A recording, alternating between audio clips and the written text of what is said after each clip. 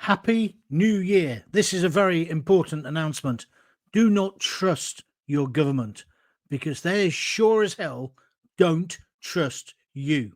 What links the rape gangs of the northern towns with the Southport alleged killer of those little girls, and indeed the terrorist attacks in the United States yesterday and the day before? I'll tell you what it is. The establishment, the government, the mainstream papers, the lame stream broadcasters, they're all in league together, and they don't tell you the truth. They feed you absolute bullshit. And you know why? Because they don't trust you and me with the truth. That is why we're only now beginning to kick up a fuss about those girls, thousands of British girls, white girls, most of them, who have been raped, terrorized, sexually abused in the most foul way by largely Pakistani Muslim men. We weren't allowed to know the scale of it because we couldn't be trusted. That's what people like Gordon Brown, when he was the Prime Minister, thought. And of course, the architect of mass migration, uncontrolled migration, Tony Blair, is even now admitting that in the cabinet papers that most of his cabinet did not want to open the doors. We have been conned, we have been cheated, we've been lied to, and it's still going on now. Don't believe me? I'll come back to the abused girls in a moment. Let's talk about Southport. We were told that he was a nice lad from Wales and he was a British citizen and the rest of it. People went to jail. I'm not saying they should have rioted. I'm not saying that they should have attacked those migrant hotels, and the ones who were yobs did need locking up. But some people went to jail for using hurty words. When it's now become apparent that this man who's alleged, and I've got to say that at the moment, to have carried out the slaughter of those 3 innocent girls, and is up on 10 other charges as well, it's now come out that he had a terrorist manual in his house. It reminded me of that other one years ago, an asylum seeker. They said he was a kid. Turned out he was about 28 and he was trying to make a bomb in their kitchen. But anyway, back to the Southport guy. He had a terrorist manual, and it now turns out, surprises of surprises, he's actually now following the Muslim faith, according to prison sources. Why couldn't we know who he was? Why did they say, oh, he's a child, you've got to keep quiet? Now, we all agree with that, but he was about to become an adult in terms of criminal responsibility in just a few days. And then, of course, you've got to ask the question, how come he hasn't been on trial already? Those kids and men who and women, of course, women who rioted or certainly protested, they were in jail.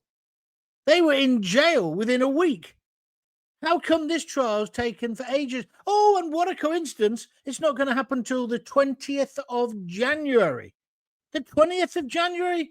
Oh, that's an important day. Why? Oh, I'll tell you why. Because the bloke who's accused of killing the British soldier, that's when his trial is. Oh, there's a surprise. And guess what? It's also the day that Donald Trump's inauguration happens. Where's the world's media going to be? Washington, D.C.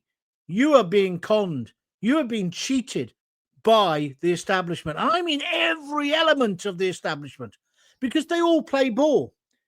Keir Starmer, when he went to Southport and laid that wreath with Yvette Cooper, are we really meant to believe he didn't already know who this person was? Are we meant to believe that? The police and the special forces would have been on that house within milliseconds. He would have been told within hours what was happening. But no, what he did as the ex-director of public prosecutions, which we'll come on to in a moment when we talk about the sexually abused thousands of young white girls, what he did was he basically arrested anyone who dared to suggest that this was terrorism or could be any way linked to Islamist fanaticism. This is not me having a go at all Muslims. This is me having a go at Islamist terrorism, which we have to stamp out. How many more incidents do you have to have before They trust us. So they didn't tell us who this person was. They went with this charade, right, that it wasn't terror, because they couldn't trust us. They thought we'd kick off. Well, on one level, one could understand why people might kick off if 3 little girls have been slaughtered at a Taylor Swift dance class. It's understandable people will be a bit pissed off, isn't it? But it doesn't mean there was going to be riots on the street.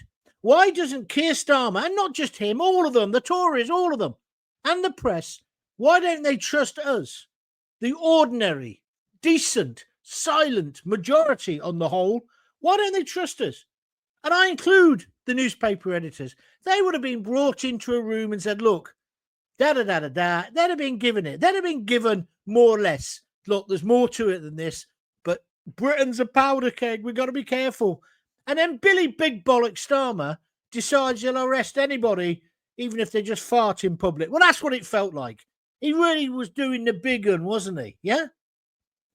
He's got the personality and the charisma of a damp poppadom, right?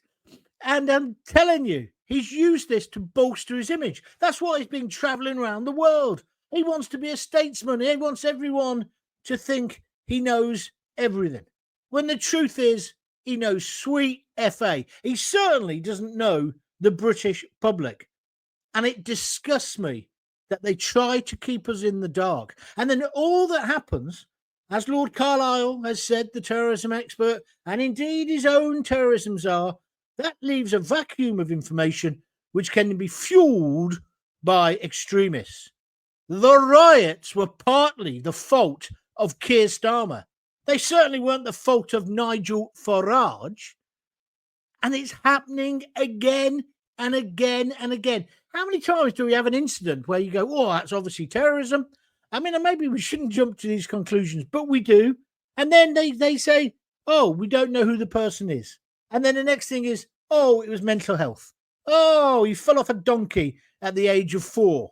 What was he doing on the donkey? But anyway, that's the bullshit they come out with. And we're meant to sit there and swallow it. I don't know whether you agree with me. I think it's an absolute disgrace. And of course, it's absolutely terrible. I've got a cold. I do apologize.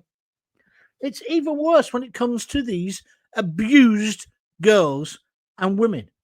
Some of them as young as 11 were being routinely, anally, orally raped. They were having bottles pushed into their various orifices by these monsters. But you can't call them monsters because they say they're Muslim. They're Pakistani. Now, I don't think every Muslim kid's like that. Of course I don't, or every Muslim man. But we need to know who's doing it, and we can't tread on politically correct eggshells. That is why I'm so glad that it's only, 18 days until the president of the free world is back in the White House. He isn't going to take any of this SH1T, is he? No. You know, this attack on Trump Towers, the attack in Vegas, the attack this week, only this week, 2 attacks. Vegas and New Orleans. Bourbon Street, I've been there. Over 15 people dead. Now, we don't yet know if they were Muslims or renegade American soldiers. But either way, we need to know the truth as soon as possible and come down on them like a ton of bricks. Anybody who has raped or sexually abused a child, if they're not a British citizen, they've got to be deported immediately before their sandaled feet touch the ground. Are you with me or against me? Get in touch. You know how to do it. My email is john@johngaunt.com, or get on Twitter, John Gaunt, all one word. You see how it is, JONGAUNT. And if you're only listening on the video, on the audio, please excuse me, I'm blowing my nose. If you're only listening on the audio, don't forget I've now got my YouTube channel, John Gaunt TV, and that is where the live shows are going to be and all the guests and the rest of it. So if you haven't yet subscribed, do it now. John Gaunt TV. Don't forget it's JON. Right, that's enough of the adverts. Back to this story. So we've got a situation. I remember this. I was doing nothing talk radio at the time, or even local radio. When this story first broke, Anne Cryer, the MP, I think for Barnsley or somewhere up north, and she said this was going on. She was accused of being a racist because she dared to say it was Pakistani Muslim men doing it. And that seems to have been the prevailing attitude for the next 20 or 30 years. It has a real resonance, this story. I was in care when I was a kid, only for a short period of time. I was about 11 or 12. So it's the 70s. I tell you what was in the charts. Oh, I'm going to Barbados, typically tropical. So Google it and you'll get the dates. I was in care in Coventry, and there was a girl in care with me called Karen, right? And she used to go out at night with her boyfriend, who did happen to be Asian. She was a bit older than me. She must have been about 14. But it became apparent to all the kids in the home, the social workers were allowing this to happen. And she told me that she went out with him and he sold her. And at the time, I was a kid. I didn't really understand what she meant. It dawned on me later exactly what she meant. That she was being prostituted out. She thought it was okay. But how could she think it's okay? She wasn't a woman. She had the body of a woman, I'll give you that. But she wasn't a woman. She was a child. It's like when they talk about child pornography. It really winds me up. It isn't child pornography, because pornography sort of gives the impression that somebody gave permission to be in these things. Most kids haven't, so there's no such thing as child pornography. That's why all these things are linked. Hugh Edwards, that's why he should have been sent down, the filthy scumbag. But no, he got a suspended sentence. So then the bloke who was giving him the photos of children as young as 4 being penetrated, because this isn't just a Muslim problem, by the way, or an Asian problem, an immigrant problem. He's looking at those photos, and the bloke who made the photos with him, he then uses the defense, well, Hugh Edwards didn't get sent to prison, so neither should I. They should both be in prison. Disgusting, filthy dogs. And he should have had his pension taken off him. He's a sex offender. And do you see where I'm coming from with this? But at least we got to know who Hugh Edwards was eventually. But if he'd been a Muslim, I don't think we would have done. And this is what's wrong. This is where we've got two-tier justice with two-tier care. I mean, Keir's just basically got the Midas touch in reverse. Everything he touches turns to shit, doesn't it? The latest, he goes to Madeira on holiday whilst taking away the winter fuel allowance from 10 million pensioners, and his own party admits there could be 400 pensioners die this winter. He goes off to Madeira, where it's a balmy 18 degrees. Not content with that, he gets his chauffeur-driven car to take him to the top of the hill so that his 2 kids can go on the toboggan down the roads in Madeira. Lovely. But he pushes in. He pushes in. Who does he think he is? He's the Prime Minister of Britain. Yeah. Well, maybe he should spend more time in Britain. I was only surprised that he recognised his kids. He hardly ever seems to be with them.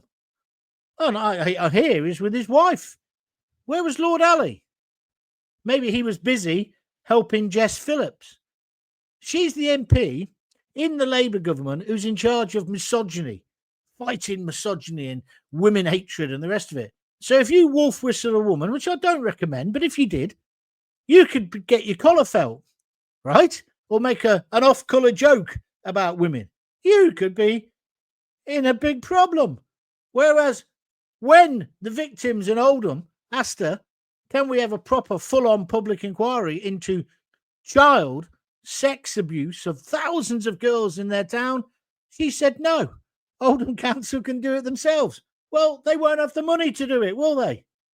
And they won't do it. It needs to be nationwide. This was happening in Bradford. It was happening in City of Culture. I know. Stop sniggering at the back. Bradford, Rotherham, Coventry, Oxford, Aylesbury, Birmingham. Do you want me to carry on? Happening in every major city. Organised gangs raping and abusing young girls. And most of them were white. Imagine if it was a white gang doing that. We'd never hear the end of it, would we? And this is where it's wrong, two-tier Kia. Police everybody the same. Get them before 12 good men in true. And if they're guilty, bang them up. And if they're not British, chuck them out of the country. And if the crimes are so heinous, I mean, there's one guy, he's still not been deported. He's finished his sentence. He's still here. How? And I'm not going to just bash, excuse me a minute. I'm not just going to bash Labour, because Kemi, she's useless, isn't she? I think she's on chemicals herself. What a nutter she is. She's gone on about it today, jumping on the bandwagon. Oh, it's wrong. Well, I'm really sorry, Kemi, love. Your party was in power for 14 years.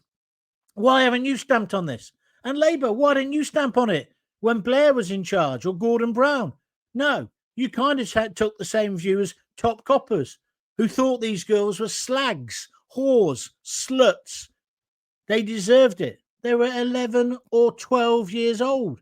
I mean, I hate this term grooming gangs because I think what we should be calling them is child rapist gangs. However, the kids were groomed. They didn't quite understand. I remember talking to that girl in care, and I met her years later, actually. And she was a prostitute then. I wasn't looking for business, but I just met, you meet people from your past. She said they put her to work, and she thought that was fine. They kind of controlled her mind. I don't know whether she got viciously abused and all the rest of it, but I do know she was being sold out. But I also know she was in care because her dad was physically and sexually abusing her. So she started running away from home and all that. She ended up in care. Did he end up with a sentence? No. It's because she's a slut. She's a slag. She's a prostitute. She's a fucking child, you monsters. You monsters who have allowed these grooming gangs, these child rapist gangs, to get away with this for so long. You should be in the dock. You should be in the dock. And that would be top coppers, top social workers. And you'd have to ask the question, well, would the director of public prosecutions need to answer questions? Well, let me tell you, in 2011, that was the last year he was the director of public prosecutions. Who? Keir Starmer, our supreme leader. I'm not suggesting he's a paedophile, but I am suggesting he didn't take this seriously enough. He says, oh, well, we had different views on kids in those days and what they knew or didn't know. No, it's always been illegal to have sex with a child, Keir. Don't you know that? Oh, you too busy missing Jimmy Savile's case. I don't know, Sir Keir. Maybe I'm being unfair on you. But you were in charge. You were in charge. And now you're the Prime Minister. Why can't you bring pressure on Jess Phillips, who'd have you lifted for wolf whistling as somebody walked past the building site?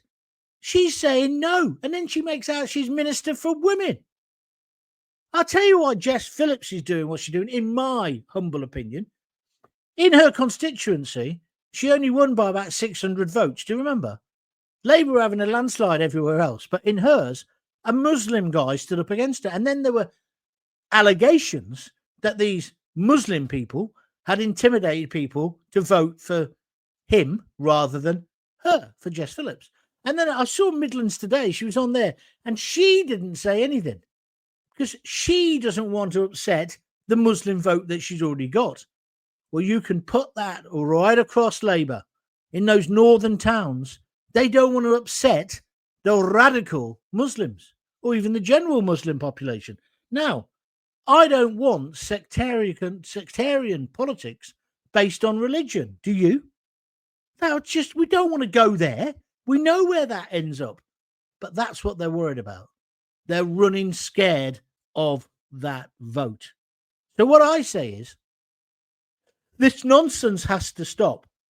When there's an attack or there's a murder or anything like that, and they think or they know, which is even worse, when they know the perpetrator, the person who's going to allegedly end up in trial for it, is Muslim or is Islamist, we should be told.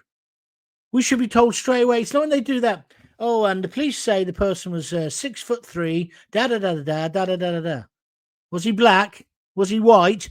The major idea, because you're not allowed to say that because that's not woke. I went on a BBC course once and they said, "Oh, do you know so-and-so?" And I said, "No." "Yeah, you do. You work with him in Coventry or Luton or something." And I said, "No, I don't know who you're on about." Big lad. Very good at Shakespeare, whatever, blah, blah, blah. And then it dawned on me. They were talking about a guy called Joe. I said, "Oh, you mean Joe the black guy?" They nearly had a bloody heart attack. I said, "Why didn't you say he's black?" "Well, because that's racist." No, it's not racist. I'm fat. I'm old.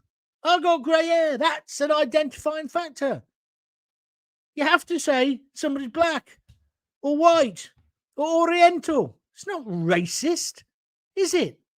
But our police, with their rainbow-coloured boots and the rest of it, just tread on eggshells.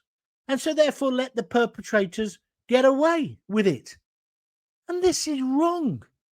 Absolutely wrong. And it's two-tier policing and justice again.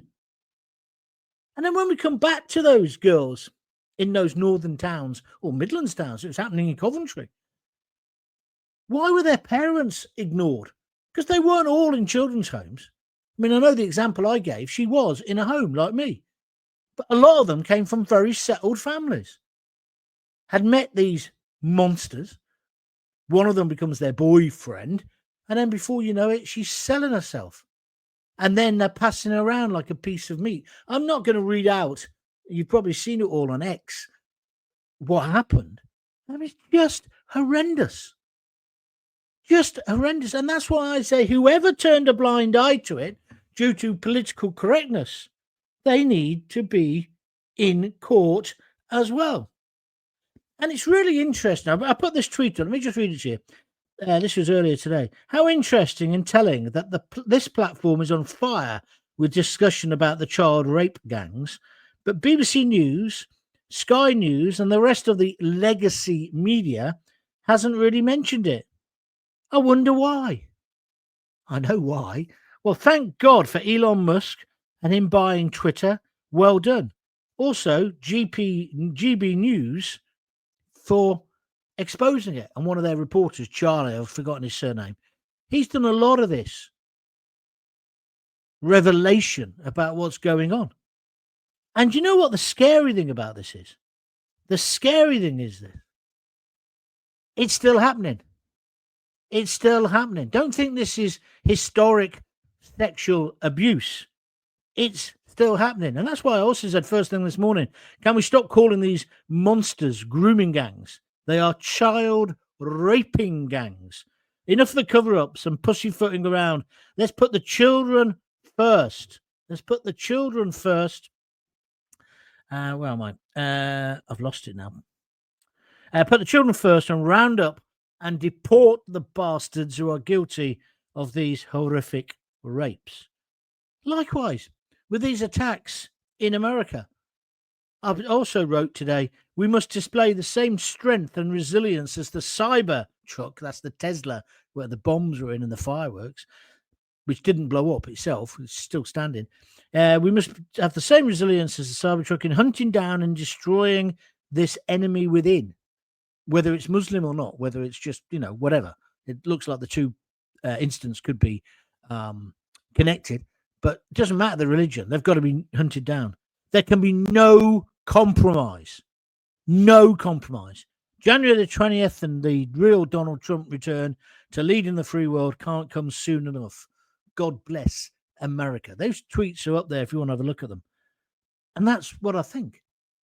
No compromise. What we have to do, I've actually made notes, which is what I don't normally do on these podcasts, but I decided today I had to because it's so horrific and I didn't want to miss anything out. But we've got to show no mercy, no compromise, no cover-ups. That's why I say, don't trust your government. Don't trust the media, the BBC. I love the BBC over Christmas. They spent all that money promoting Gavin and bloody, what's it called? Stacey. Then it got 12.8 million viewers. Well done. But then I reckon if you'd put old reruns of my plays, they might have got that if they gave it the same plug. They were constantly being plugged. There was more plugs than the East Midlands Electricity Board. Even in news programmes, here's an extra. Let's interview him. He was an extra on Barry Island. The day before yesterday, they did on the weather in Barry Island. It's like, you what? It's a comedy show. They didn't go to Torquay, did they? And speak to people who are extras in Fawlty Towers. It was a complete abuse of their power. And see, this is what the BBC do, and Sly News. They do that when it's one of their programmes. We got record figures, blah, blah, blah, blah, blah. They even had a documentary on it last night. It was vomit-inducing. But then they follow the agenda the government give them. There ain't no real journalism. There's no real journalism. They just follow slavishly what the government said. That's why nobody in the mainstream press. You had that thing where they said no one can talk about the boy, who's accused of the Southport killings. It would be, against court privilege. It's nonsense. And then the Speaker of the House of Commons, Lindsay Hoyle, who's just had first-class tickets or something to go to Barbados, he then stopped any discussion of it in Parliament, the mother of all parliaments. Richard Tice was going to ask a question. He was severely warned not to. That's not the kind of country I want to live in. That's not our country. Who are these social engineers? Well, I'll tell you who they are. They've all been on the Common Purpose scheme, along with the chiefs of police. Don't forget, you can't get above the rank of sergeant unless you've done the Common Purpose course. So they come out as basically the same. They all come out as, be kind, be a socialist, look at everything, be progressive. But they all spout from the same hymn sheet. And now they want to do it even more in schools. I see that woman, she talks like a robot. She's very much like the Chancellor woman, like Rachel Thieves. Not her. Who's her name? Belinda. I don't know what her name is. Anyway, there must be a factory where they're making these women, right? She looks so bitter and twisted and uptight all the time. Bridget, that's her name. But Bridget has basically said Shakespeare's too triggering. Shakespeare's too complicated. We should talk about the beauty of diversity.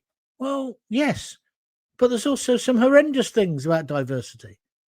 And I'll tell you something else. William Shakespeare, the greatest playwright the world has ever seen, not just in this country, the world has ever seen. He talked about a human condition. And do you know what? Sometimes, Bridget, the human condition sometimes is pretty nasty. And that's why you need to discuss it. And that's why I thought that adaptation of Shylock just recently by the woman who was Den Watt's wife in EastEnders was great. It was a different version, different idea, playing with what Shakespeare was saying. But you don't change it. You don't have a trigger warning saying, Othello's black. It's just nonsense. But that's what these people want to do. They want to go further and further down this line so that our kids are brainwashed. So they all come out with the same woke rubbish. It's just wrong. Kids should go to school to learn how to think. It's like when they go to university. I fall out with quite a few of my audience who say, people who do degrees that definitely get them a job, they should get a bigger grant. No, they shouldn't. University is about letting your head expand, or it should be, and your head taking completely different views. So then you can shape who you are going forward. That's why too many kids are going to university. We don't need this idea that it's got to lead necessarily to a job in what you study. But then I would say that I spent 3 years learning how to be a tree and studying drama. But I met the most weird and remarkable people who challenge my views. And that's what you need. That's what education is about. But not now. And it's not, as I say, I'm not just attacking Labour, because nobody has broken step with them. The Tories, they're just as bad as them. Kemi, we need to sort it out. We're going to stop the boats. How are you going to do that then? Love. Sorry, I'll be up on a charge with Jess Phillips for that. I just think we are being lied to. We are being conned. And I'll tell you something. Those white girls of Bradford, Oldham, or Rochdale, or Rotherham, Coventry, Aylesbury, Oxford, etc., they have all been sacrificed on the altar of political correctness and the culture of woke, where we're scared to call out who's done it. They are majority Pakistani Muslim men. We need to say that, and we need to lock them up. And some of these offences, like the killer of little Sarah the other week, her dad, he should have swung. What is the point of him getting a 44-year sentence? Kill the bastard. Kill him.